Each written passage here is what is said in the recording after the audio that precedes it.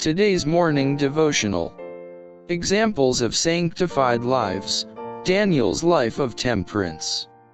But Daniel purposed in his heart that he would not defile himself with the portion of the king's meat, nor with the wine which he drank.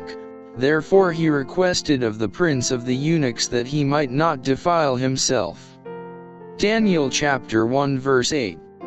The life of Daniel is an inspired illustration of what constitutes a sanctified character. It presents a lesson for all, and especially for the young. A strict compliance with the requirements of God is beneficial to the health of body and mind. In order to reach the highest standard of moral and intellectual attainments, it is necessary to seek wisdom and strength from God and to observe strict temperance in all the habits of life. In the experience of Daniel and his companions we have an instance of the triumph of principle over temptation to indulge the appetite.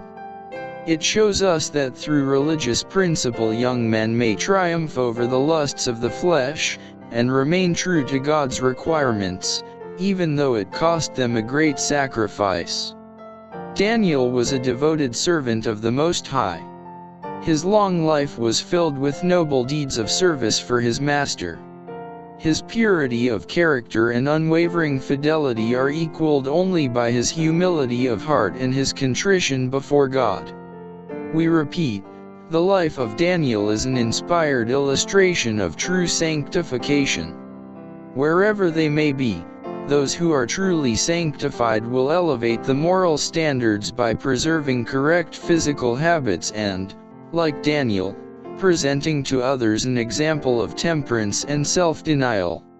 With what care should Christians regulate their habits, that they may preserve the full vigor of every faculty to give to the service of Christ.